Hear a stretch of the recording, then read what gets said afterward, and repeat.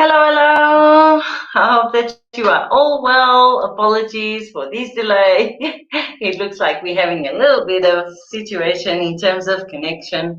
Welcome to Johannesburg, South Africa. I hope that you have been having a good day, that you are excited to hear about what we have to say today. But also, I would like to know if you have decided when are we going to go ahead with our cozida portuguesa and cook this most traditional Portuguese dish.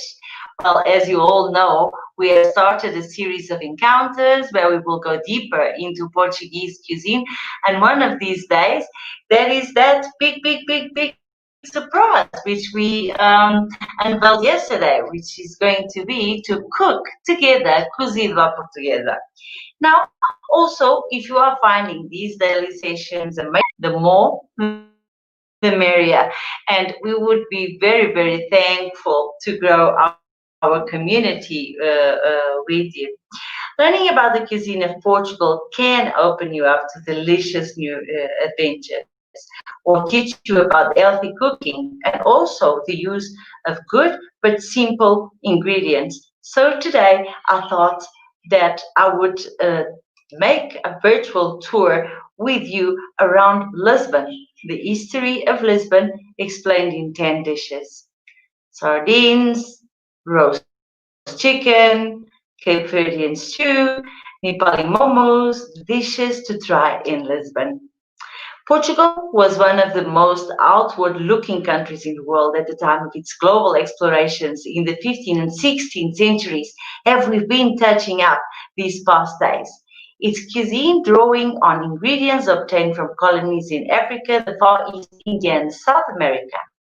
It was also influenced by its nearby trading partners, the Moors, the Spanish, the French, the British, and the Flemish. Yeah, during its 48-year dictatorship, which only ended in 1974, the country became more closed off with poverty, agricultural self-sufficiency. The capital city today feels wide open again because all of that is now just a glimpse from the past. But in terms of the cuisine, is so embedded, very embedded.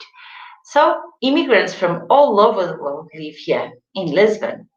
It's Portugal with sun-seeking remote workers and the speaking of foreign language and the embrace of neighboring nations' culture is marked.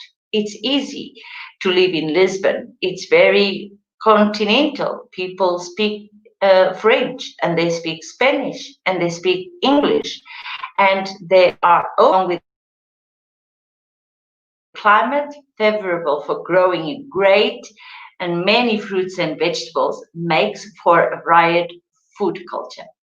Traditional regional recipes, fusions of different cuisines, and of course, the national dishes of the former colonies are all part of Lisbon's diet.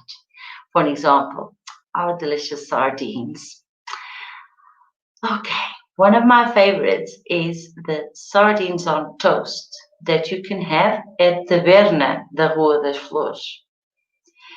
It is just a very modern way, delicious with very finely chopped parsley and onion and grilled green pepper on top of bread. It's really delicious. So Lisbon is on an estuary of the river Tagus, only about 20 kilometers, like 12 miles from the sea. Fish and seafood are always on the table. The humble sardine has been part of the city's diet at the very least since the Moors, Muslim inhabitants of North Africa. They conquered the city in the early 8th century, according to Alfred Saramago, Culinary History of Lisbon. The sardine is one of the city symbols and is also stamped on advertising materials and tourist. Even today, it is very usual for you to see tins of sardines being sold anywhere, or even if you want to buy a souvenir, just to have something imprinted with sardines. The June festival of Saint Anthony, Santo Antonio de Lisboa, or Santo Antonio de Assis, the patron of the city, is the Saint of Lisbon. Also marks the beginning of the sardine harvest, as I told you, with those currents when the sun so the sardines feel attracted by these lights and they all come to the service and they're harvested for the whole month. But culminating on June 13, many streets set up outdoor grills and offer whole sardines on a slice of bread. So if you're in June in Lisbon, head for Alfama for the wildest sardine sand parties. In a restaurant, your sardines will more likely come the way all Portuguese fish dishes come, with boiled potatoes and a serving of vegetables. The tin sardines is big business in Lisbon too. You can buy beautifully designed presentation tins or eat a snack of tin sardines, conservas. Not so much my favorite one, but with different garnishes in cafes and bars. I do love sardine pate. Nice. The former fishing tackle shop turned bar in the Cais de Sodré area, which is Soli Pesca, specializes in this. I hope they are still open. Sardine stocks are declining though. 2018 was the fourth consecutive year of restrictions on sardine fishing. In 2017, there was controversy about many of the June sardines being Spanish. Where local sardines were found, they were much more expensive. This year, one of the outdoor festival's bars made a statement about sustainability by offering carapau, horse mackerel, instead.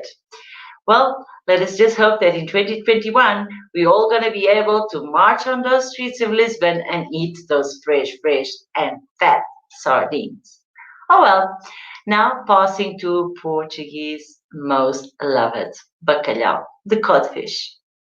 And undoubtedly, you don't want to miss out bacalhau at Imperial de Campo de Ourique.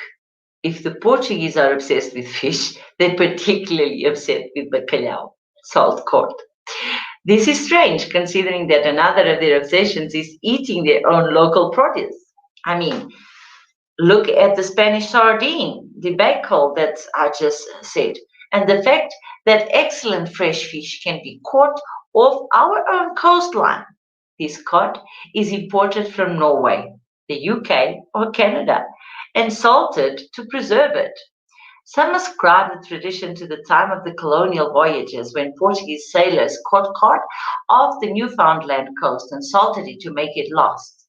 Others say it might stem from a 19th century accord with King Edward III of England that allowed Portugal to fish English waters for nearly 50 years. Well, we can believe this because Portugal and Britain have the oldest standing agreement. Still, whatever the reason, bacalhau is the undisputed fish. It's the undisputed national dish. You can see the large hard chunks of fish hanging in shops and supermarkets, and the small saw is often used to cut them. The core is desalted by being soaked in constantly refreshed water for at least 24 hours. My one, I would say 48 to 60 hours, just to be sure, before being cooked slowly and very carefully. The joy is in the different preparations rather than the fish itself. Popular bacalhau recipes include bacalhau à brás, fish with eggs and chips, bacalhau com natas, cod in cream, meia desfeita, which is cod like um, raw cod with the boiled chickpeas and boiled egg and potato, or João do Grão in the center of Lisbon, which has been in the same family since 1810. It's a great place to try the later. Pataniscas de bacalhau. It's like cod fritter served with a rice and bean stew. It's a comfort food that really fills you up. Try it at the atmospheric Ponte Final restaurant just across the water from Lisbon at Cacilhas. Wow, this video is making me hungry and missing home, truly. And we spoke about soups. Portuguese can't go without their soups. And undoubtedly, the most traditional one is caldo verde. Now, there is a restaurant which is actually is almost as a bistro, like a French gourmet place. It's called La Boulangerie, and it's the only place that I can just, with my eyes closed, I can eat this caldo verde and know it's from that kitchen. The only food the Portuguese are more crazy about than fish is soup, which they cost you more than any other European country. And if you get the chance to go to a Portuguese soup festival, do. Caldo verde is the mainstay. It's cheap, hearty, and found everywhere. It is thought to originate in the north of the country in the 15th century or even earlier, devised by field workers using the ingredients they had to hand. Remember, I said that men that couldn't afford to go to the priest schools and have some academic education, they were often sent to the sea to fish, and the woman would be left behind to attend the fields, the family, the house, the children, and to plot and harvest. So basically, you would have all the ingredients at home and at hand. It's eaten at celebrations like birthdays and weddings, and all the rest of the time too, on its own or as the first course of a traditional long lunch or dinner, or as a late night snack. It is made with thinly cut strips of Galician kale and potato, and always has a lump or two of chorizo floating in it. Beware, veggies, the soup is made with chicken stock, but the veggie version is usually just the same thing with the chorizo picked out. So try it out. Try it, the caldo verde, at the caldo verde in Santos, just to the west of Lisbon center. Mm. And we are now heading for the queen of desserts, the pastel de nata. Pastel de nata or pastel de Belém. Every Portuguese street has a bewildering array of pastelerias, like pastry shops, and every shop has a bewildering and sometimes bizarre looking array of confections. These nearly all rely heavily on eggs. The traditional pastéis were invented by monks and nuns who were rich enough to buy quality ingredients, including spices like cinnamon from the colonies, and had time to experiment with them. The resulting sweets were given as gifts to noblemen and to travelers. There are many different theories to explain the predominance of eggs, particularly yolks, in the recipes. The most persuasive probably being that the yolks were the byproduct of the egg whites used to starch nuns' habits. When the monasteries and convents were closed down by Marquês Pombal in 1834, the monks and nuns passed secret recipes to their families, who are still using them today. So the pastel de nata, or custard tart, was supposedly invented in Lisbon Grand Monastério de Jerónimos in Belém, Mosteiro dos Jerónimos, which was next door to a sugarcane refinery. The owners of the shop, Pastéis de Belém, are said to have acquired the recipe they still use directly from the monks. They make such large quantities that their tarts are always fresh. But if you can't stomach the queues of tourists, there are plenty of other fine natas to be had in the city. Just find somewhere with a high turnover that's baking them on site. Or you can try to skip Belane's line and just take a seat inside. Sometimes you might be lucky. And now that we spoke about desserts, Let us talk about why the Portuguese cuisine is really affordable and really healthy. How Portuguese really knew how to find the richest protein, the richest carbs, and to mix everything in a very, very varied and balanced way in order to almost ever getting sick or gaining diseases like obesity or diabetes or or even high blood pressure. For an example, and I remember this well, my mom used to make me eat iscas com elas. Iscas com elas is nothing else than thin strips of cow's liver, sauteed in white wine and garlic. My mom used vinegar and plenty white pepper and plenty onion until it was like a soft bed of onion. And my word, it's so nice with mashed potato. They are usually served with boiled potatoes, which are the elas, right? The potatoes. My mom used to make it with mashed potato.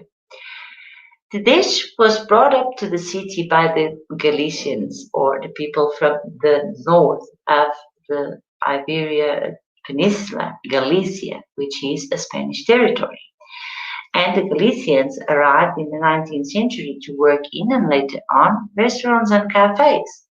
Many other dishes considered Lisbon classics also owe their existence to the Galicians, including the bacalhau dishes, meia desfeita, and pataniscas, which is like empanadas, like Spanish empanadas.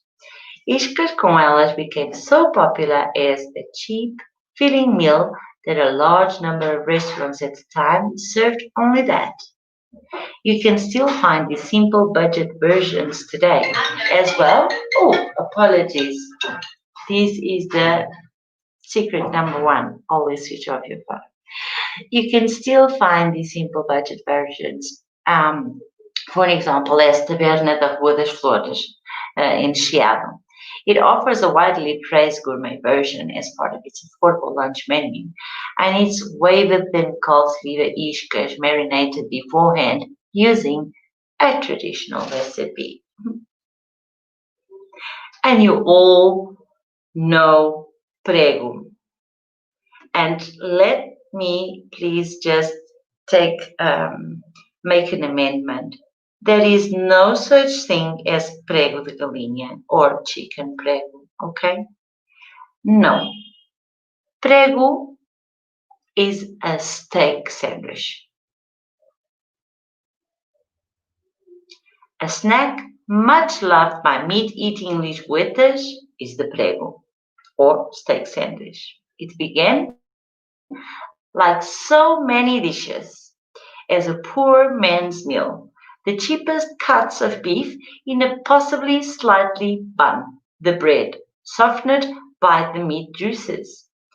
It now exists in gourmet versions too, with tender strips of steak served on artisan bread. According to the history of Sintra, Velharias de Sintra, it was invented by Manuel Dias Prego for a simple beachside restaurant on the coast near Sintra, just outside Lisbon, in the late 19th century. Others say the name does not derive from Mr. Prego at all, but from the custom of hammering the tough beef to tenderize it. Prego also means nail. The Alentejo region's twist on the prego, equally popular in Lisbon, is the bifana, which uses, instead of steak, pork meat.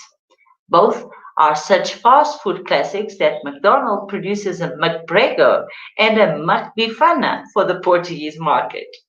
The prego is often served in a bolo do caco in madeira funchal, which is a soft traditional Madeiran bread bun. The simple prego is best sampled with a beer at the food stands at soccer matches or at Cervejaria O Trevo, na Praça Luís de Camões, in Lisbon. At the gourmet end of the scale, the 80-year-old luxury restaurant Gambrinos makes a fantastic tenderloin prego in homemade bread. but for that, prepare to dress up and pay the bucks. And I hope that you are excited. Let us talk about the roast chicken and potato chips. Roast chicken and potato chips at Cucurico, the cockerel, as I told you, is a symbol of Portugal. As a country that remained dominated by small-scale agriculture while its neighbors were industrializing, it was until quite recently a place where nearly everyone kept their own chickens, even in the city, in apartments. Chicken is the cheapest and easiest to rear form of animal protein. So according to popular lore, João VI, King of Portugal from 1816 to 1826, ate 2 or 3 roast chickens every day for his lunch, and 2 have carried a few drumsticks around in his pockets for when he got peckish. Those were the days. Now, please don't say Portuguese chicken, because then a Portuguese will start wondering, what are you talking about? The national fast food is pit roasted chicken, served from a small kiosk to take home, frango do churrasco, often with potato chips. The chips are either fried in-house in the chicken fat and served hot, or are just a pre-packaged bag of simple salted chips fried in sunflower oil. You can have a whole or a half chicken. For your sauce, you can usually choose between butter lemon or piri piri. Piri piri, African chilies marinated in olive oil. Another Portuguese staple with colonial roots in Mozambique. Now, if you are referring to the baby chicken in peri peri that is traditional to Mozambique as Portuguese chicken, then rephrase. Say that you would like a chicken peri peri or a baby chicken, but don't refer it as Portuguese chicken or even as to use Portuguese chicken spots. My friends, that doesn't exist. Sorry. As with other traditional foods, it's best to seek these out on local high streets outside the center. The area around Praça do Chile has some well-established places, which are called churrascarias. Great! And now, let us get out a little bit of meat and come back to a little bit of fish. Now, let me tell you about cachupa. Thanks to the conservative and nationalist dictatorship of António de Oliveira Salazar, whose regime wanted Portugal to have an empire, and despite international censure, Portugal clung to its African colonies long after its fellow European empire builders. The wars of independence from 1961 onwards were a large part of what toppled the fascist regime in 1974. And it was only then that Angola, Cape Verde, Guinea-Bissau, São Tomé and Príncipe, and Mozambique were freed from Portuguese rule. The wars and independence resulted in a huge migration of people from those countries to Portugal, including myself. I was only 2, and my family, including the Portuguese settlers and their families, like mine, known as retornados. My parents, yes, because they will be returning to a homeland. Not me, because I was Angolan born. I was not a retornado. They often knew little about. Immigration from the former colonies continues today, with people from the islands of Cape Verde forming the largest group of immigrants. In Lisbon, you can sample the cuisines of Portugal's former African colonies, usually in small, friendly, no-frills places. The Cape Verdean cachupa is one of the best-known imports. It's a nourishing stew of beans, corn, cassava, and sweet potato that comes in meat, fish, and less traditional vegetable-only versions. It's common to have last night's cashupa fried up for breakfast too, along with an egg and sausage or mackerel. Try it at Tambarina in Rua Poço dos Negros. If you're really lucky, you'll get some music too. And of course, as mentioned, the Asian influence and the Goan prawn curry. Goan prawn curry at Tentações de Goa is to die for. When India captured Goa from the Portuguese in 1961, Goans did not lose the Portuguese citizenship they had been granted back in 1957, and many Goans, particularly intellectuals and government and military workers, took up Portugal's offer to citizenship and began to immigrate here in search of opportunities.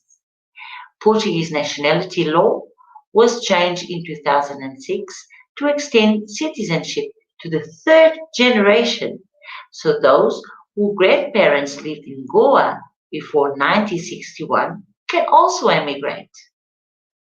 Some Goans also went to Mozambique, lending the cuisine its elements of African Indian fusion. Such is its appeal that Lisbon has a handful high-end Mozambican restaurants. The common Goan street food is the chamuça or samusa. Did you know that? In particular, as became firmly established as a Lisbon snack found in many Portuguese cafes. The, highly, the highlight of Goan cooking, though, is the fish and seafood curries, while many of the Indian restaurants here tone down the spiciness of their food. For the European market, the Goan restaurants don't usually disappoint. Try the prawn curry, caril de camarão, é Tentações de Goa, na Rua de São Pedro Mártir, número 23. What a tour we are having today. I did promise you a tour of Lisbon in 10 dishes. So far, I hope that you are enjoying plenty. And remember, if you are finding these daily sessions amazingly interesting, please share it with your friends and your family. The more, the merrier. We are really looking forward to grow our community, and I would look so forward to see you here.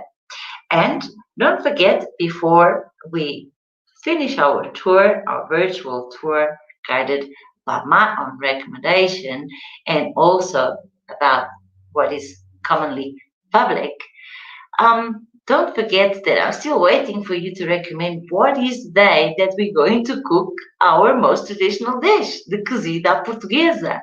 All right? I am really looking forward and waiting to hear from you. So let us carry on learning about the cuisine of Portugal that can open up to delicious new adventures, such like as this one that we are having today together. And let's go to the Nepalese momo. Nepalese momos at Tasca do Marinheiro are divine.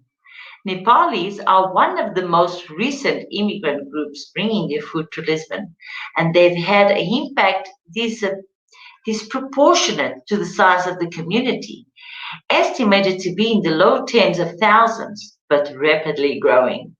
They began coming to Lisbon in significant numbers around a decade ago, seeing Portugal initially as a stepping stone to healthier European countries. They would come to Portugal, but seeking like Finland or Sweden or Switzerland, because Portugal's residence requirement of 6 years before applying for a passport is amongst the shortest in the European Union. Many ended up staying, the most often cited reasons being the climate and the friendly welcome they received. Their community has expanded greatly in the last 5 years, with the new arrivals supported by the existing inhabitants who mostly own and work in shops and restaurants. The Nepali momo is a dumpling that can be served steamed or fried with a curried meat or vegetable filling and a spicy tomato paste dip on the side. Nepali restaurant owners are keener than the Portuguese to extend their opening hours, so the momo has become popular with young English waiters looking for an affordable late night snack. In the studenty area of Ajuj, Leo Restaurant is the first to appeal directly to this customer base, a backpacker hostel style bar that also serves momos. In the center, try momos at Tasca do Marinheiro, at Rua da Conceição da Glória, or also the Tibetan version as Os Tibetanos, off Avenida da Liberdade. And I hope that you have felt very excited to this virtual tour of Portuguese cuisine through Lisbon. And I hope to see you tomorrow, hopefully without hiccups, of connection at 4:30 in the afternoon. Stay well, take care, and if you're really enjoying our encounters, go up or down according to the platform you are watching us and just subscribe and put a like. Take care. Bye bye.